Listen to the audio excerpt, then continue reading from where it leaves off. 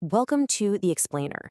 Today, we're going to pull back the curtain and follow the money, specifically your money.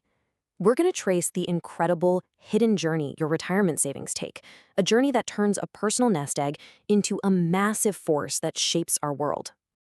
Okay, so you put money into your 401k or a pension fund. It feels kind of abstract, right? Something for way, way down the road. But the trip that money starts on right now through the global financial system, well, it's a lot more wild and way more influential than you probably think. So how does it work? You can actually think of it like a giant pyramid. See, at the very bottom, that's you and your savings. That money gets pulled together with savings from millions of other people, creating these colossal funds. And then, at the very tip of the pyramid, a tiny handful of huge firms take all that pooled money and invest it, turning all our small savings into this immense global power. And who's at the top of that pyramid? It's these three firms: BlackRock, Vanguard, and State Street. Maybe you've heard of them, maybe not. But they have pretty quietly become the default managers for a truly staggering amount of the world's wealth. And this is where the numbers just get kind of hard to wrap your head around. Together, these three firms manage over, get this, $25 trillion. To give you some perspective, that is more money than the entire economy of almost any single country on planet Earth.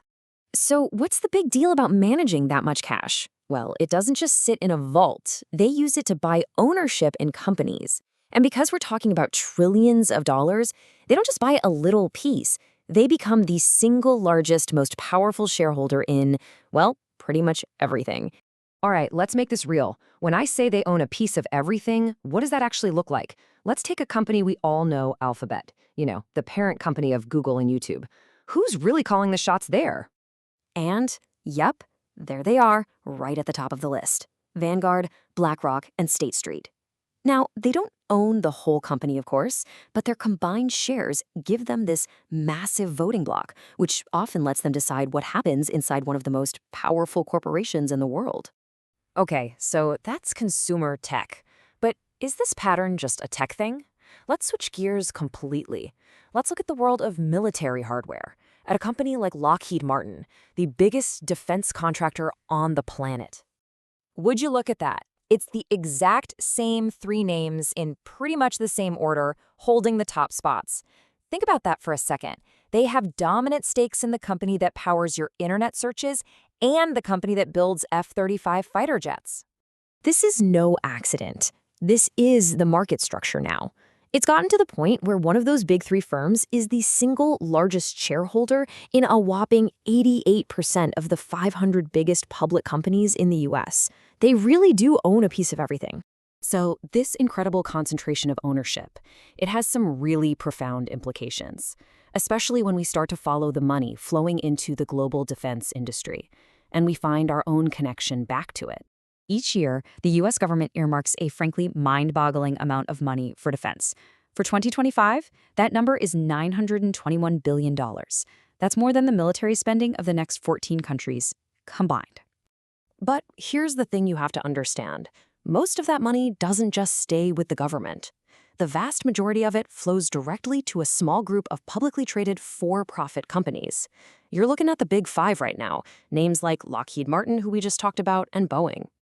So what you get is this incredible, self-sustaining loop. Let's walk through it. It starts with your tax dollars, which fund the defense budget. Then the government gives giant contracts to these defense firms. The firms make record profits, and those profits flow back to their biggest shareholders, who we now know are the big three. And finally, the performance of those stocks directly affects the value of the retirement funds they manage, for the very same taxpayers who funded the whole thing to begin with. But wait, it's not just American taxpayers and retirees fueling the system.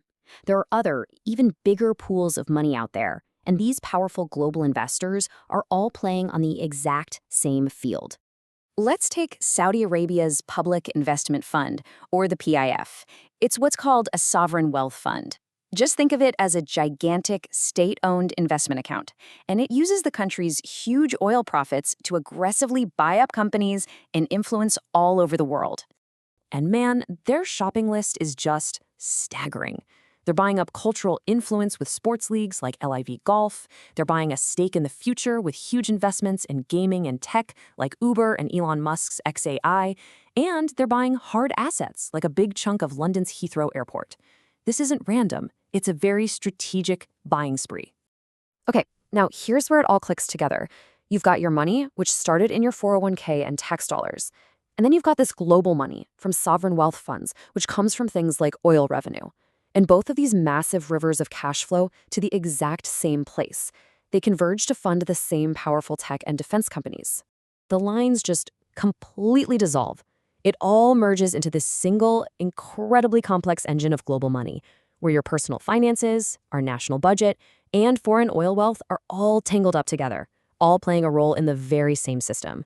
So, deep breath. What on earth does this all mean for you? The average person just trying to put some money away for the future. What's your actual place in this gigantic global machine? Well, here's the catch. While you technically own a tiny sliver of these companies in your retirement fund, the real power comes from the votes attached to those shares. But you don't get to vote. The big three vote on behalf of millions of investors all at once.